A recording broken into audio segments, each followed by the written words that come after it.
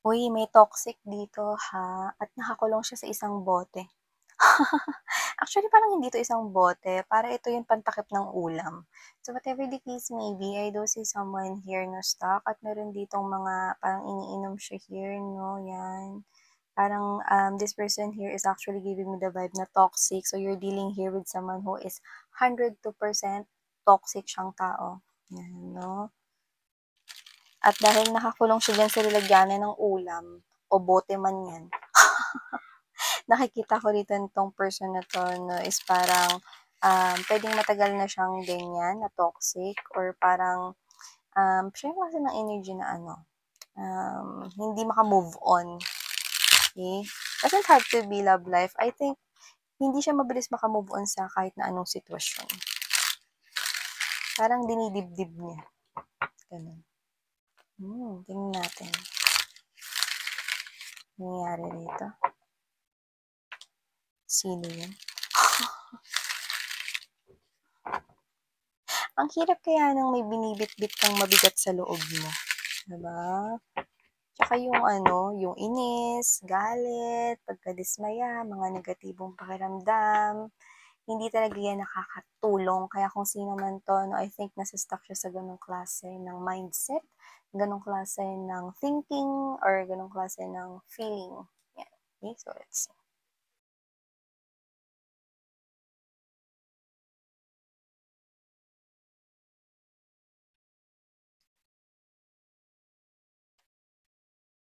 Oh. You could be seeing here a lot of number 5 or gusto mo rito ng pagbabago because number 5 is the powerful number of change. You want to change here something, okay? So let's keep moving. Or meron ka ritong gustong magbago. Okay.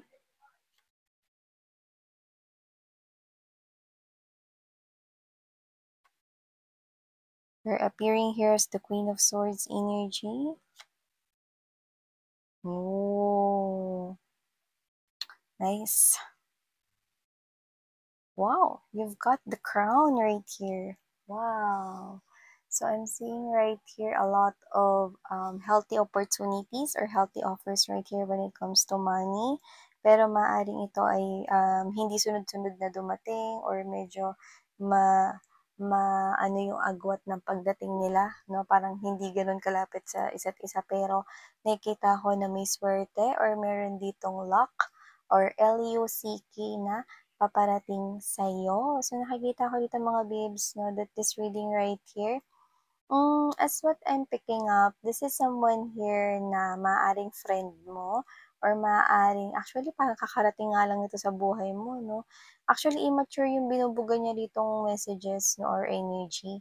At yeah, bago natin tuluyan itong pag-usapan 'no, say, muna ako ng hi and hello sa new subscribers. Hi! Welcome, welcome dito sa Dalmim channel. So yeah, mga babes 'no, collective readings ang meron tayo here. Thank you so much for subscribing and you might want to hit that like and notification bell so that you can be updated 'no, kapag ka-uploaded na yung ating collective reading. So, maaaring maka-resonate kayo. Pero yun nga, just take how this resonates with you guys. And sa mga returning subscribers, maraming maraming thank you po sa patuloy at wala ninyong sawa na pagsuporta sa akin here in this channel. So yeah, mga babes, no, yun, wala tayo ritong gender, by lalaki, LGBT cross watchers, so welcome here.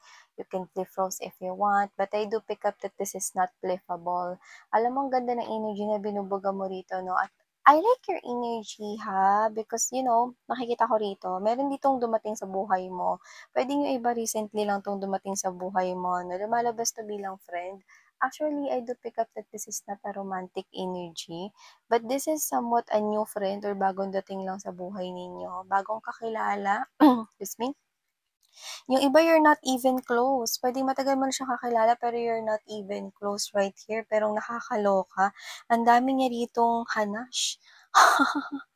And I'm picking up the word favor 'no, so maaaring, itong hanash na 'to ay may kinalaman sa isang favor 'no, na puwedeng hindi mo ito, pinaunlakan or puwedeng hindi mo, ginawa 'no, yung hiningi niya ritong pabor, hindi ka nag-agree dun.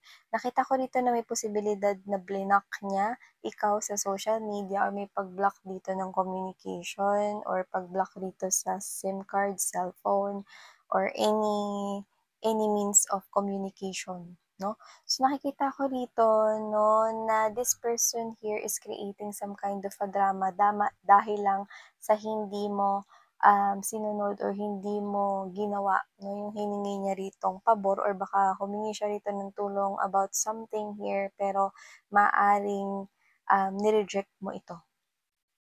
So, lumalabas na this could be someone here you know, pero you're not even close, pero maaaring nag-uusap at may pag-uusap rito 'no, or baka iniisip niya dito mga babes 'no, na friend kayo 'no, to the point na parang kahit anong hingin niya rito ay gagawin or ibibigay mo 'no. And for others of you, puwedeng bagong dating lang 'tong person na 'to, pero gano'n na yung thinking niya. Iniisip niya na agad 'no, na parang kahit na anong hingin niya rito sa'yo 'no, ay maibibigay mo or you can be able to provide it.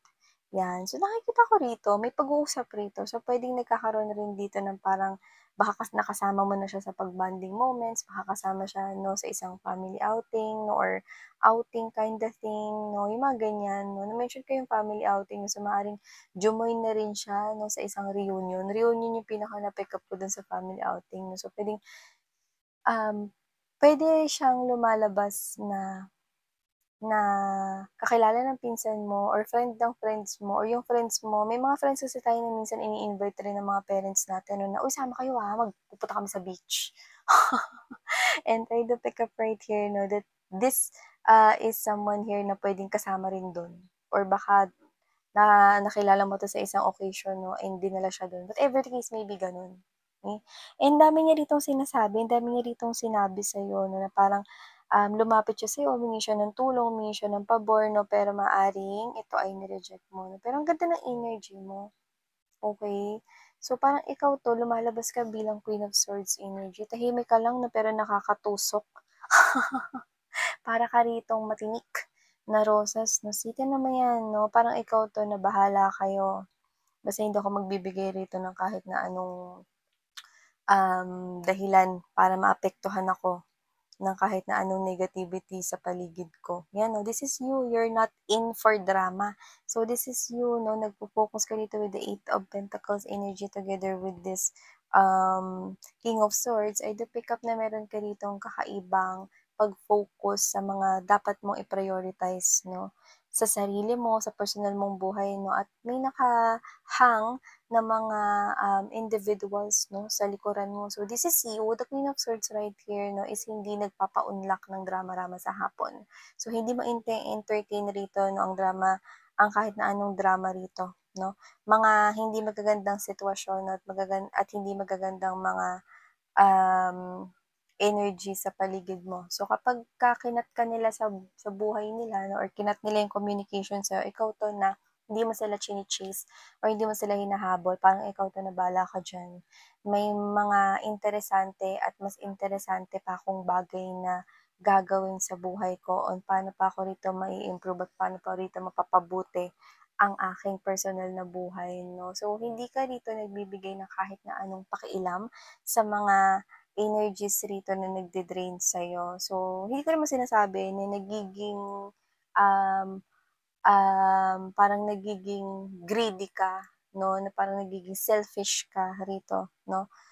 This is you na parang hindi mo ini-entertain rito 'no, yung mga energies na tingin mo hindi mo dapat pag-aksayahan ng oras. Taray!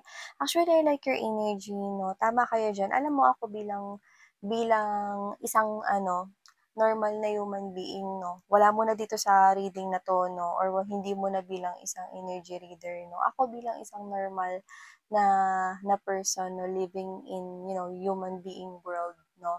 Ako, mga babes 'no, pagka hindi ko rin gusto yung energy, hindi ako in connection to that, I also walk away. Gano'n ako. Why? Because I'm protecting my energy at naiintindihan ko kayo rito 'no. Because this is just, something here na parang 'pag nag-give out ka sa energy na yon, 'pag nag-pay attention ka 'no, sa mga sinasabi mo, puwedeng nag-explain ka na rin sa kanya, 'no? Ayaw mo na ngang ulitin yon, yung pag-explain mo 'no? Kasi you're dealing here with someone who is immature at ginagamit niya rito yung, "Bakit noon? Tinulungan na rin ng mga 'to sa ganito, bakit ako?" 'Yan 'no. I think you have your reasons. May lumalabas kasi rito na may rason ka, eh. Kaya maaaring hindi mo 'to pinaunlakan dahil may rason ka. Puwedeng kaya mo siya hindi tinulungan dahil puwedeng meron ka ritong kailangang asikasuhin sa araw na yun at iyon ay naka-schedule na. Puwedeng yun ay importante at kailangan mo talagang puntahan 'no, at hindi niya 'to naiintindihan. You have your reasons 'no. Puwede rin naman mga babes 'no, na ikaw 'to na hindi mo yun pinaunlakan kasi alam mo na 'pag ginawa mo yun 'no, imbes na mapabuti siya 'no, maaaring mapasama pa siya 'no. Alam mo lahat ng favor 'no, kasi matalino ka, eh, Queen of Swords ta's lumalabas ka rin bilang King of Swords 'no. Actually energy mo 'yan 'no. Parang ikaw 'to mga babes na 'pag talagang ano ka, 'pag talagang ginagamit mo rito 'no, nagiging wise ka sa iyong decision, nakikita ko rito na talaga naman na ikaw 'to na na pinag-iisipan mong mabuti bago mo gawin ang isang bagay. So, gano'n ka 'no. Ngayon maaaring, nakinig ka, okey? Kasi good listener din ang King of Swords at ang Queen of Swords 'no, good listener din ito. So, nakikita ko rito mga babes 'no, na kung ito man ang tinataglay mo rito na energy, ibig sabihin po nito na ito yung klase ng energy na nakinig ka sa kanya 'no, and from that tinitingnan mo dito yung iba't ibang angle or iba't ibang perspective dito 'no. So, maaaring, you have your reasons kaya hindi mo rito ginawa or hindi mo siya tinulungan about something kasi maaaring yun ay hindi maganda or maaaring magkaroon ng hindi magandang epekto sa kanya 'no. And I do pick up that this person here is dinamdam niya yun. So, nagkakaroon rito ng immature rito na approach dito sa ginawa mong pag-reject or parang hindi mo siya napaunlakan. Yung iba doesn't have to be na ganun yun specifically, pero puwedeng meron ka kasing importanteng kailangang unahin at gawin instead na gawin yun. So, nakita ko naman 'no, na hindi ka naman dito naging, harsh 'no, nung tinanggihan mo siya rito. I think maaaring in-explain mo pa nga sa kanya ito 'no, pero isang beses lang. Kasi 'pag Queen of Swords and King of Swords 'no, matitipid kasi 'yan magsalita. And very straightforward 'no, pero dito naging kalmado naman at very direct rin na naparating mo rito yung mensahe mo. Kaya lang, you're dealing here with immature. Puwedeng younger siya sa'yo by age, pero tingin ko naman parang siya 'tong sinusumbat niya yung mga ginawa niya for you 'no. So, nakikita ko rito na parang you're not even that close pero ganyan siya kung maka-react 'no. Parang sanay siya, hindi ko alam kung spoiled ba siya or parang sanay siya rito na baka binibi siya. Or baka sanay siya rito nakukuha niya lahat ng gusto niya 'no. Pero dito kasi hindi ka nag-agree, so nakita ko rito na parang, "Bahala ka diyan, this is you." Nag-intindi ka na lang 'no ng iba rito na dapat mo i-prioritize sa life mo and this is you 'no. Nakikita ko rito na meron ditong success para sa'yo when it comes to your money 'no, and you're protecting your energy, yun ang nakikita ko. Ito magandang taray, High Priestess right here. Hindi ka rito nakikipag-away 'no. Ikaw 'to na may pasensya ka rin rito 'no, at alam mo rito na alam mo yung hindi mo siya pinapatulan to the point na wala dito nangyaring pisikalan 'no or sakitan rito 'no. Pero ikaw 'to 'no na na tahimik ka lang pero you're being observant 'no, sa surroundings mo. Kaya nga na nakuha mo agad na itong ka-deal mo 'no is someone here na nagde-drain ng energy mo 'no, which is negative, which is not healthy for you. Yun ang nakikita ko rito 'no. At alam mo na hindi 'to makakatulong sa iyong success 'no. This is you, I think you have this inner knowing 'no, on how to deal with, people 'no, na merong iba't ibang klase ng parang moods 'no, puwedeng may mood swings, iba't ibang klase ng difficult 'no, na mga moods ng mga people 'no. Parang ikaw 'to na you can be able to read, okay, instantly a person. You can be able to tell 'no, na yung first impression mo 'no, sa mga bago mong nakikilala 'no, is totoo. Alam mo yung gano'n? You have this type of energy right here that you're giving out that this is you, your focus here dun sa mga bagay na makatutulong, magpapaunlad sa'yo. Ngayon, this person here keeps on talking behind you might be ngayon nagpaparinig sa'yo, hindi lang sa'yo in person, puwedeng sa social media rin or kahit saan, 'no? Lalo na kasi nakita ko na nasa world mo siya. So, posible talaga na, kilala rin ng family at friends mo 'no or baka katrabaho mo 'to kind of thing 'no. You're not even close actually. Pero kung makapag-demand wagas. Pero hindi kita nakikitang nagpe-pay attention sa kanya kundi nagpe-pay attention ka lang sa ikauunlad mo, which is very good. And I'm seeing na dahil diyan you're attracting here success. Nakakita rin ako rito mga babes na meron kang event na aatinan 'no at nakikita ko rito na may posibilidad na may mag-offer diyan sa'yo. Puwedeng business proposal 'yun or puwede rin naman na collaboration or partnership. 'Yan 'no. Maybe you're working here with the company or whether you have here, you own a business here, could be an entrepreneur or whatever.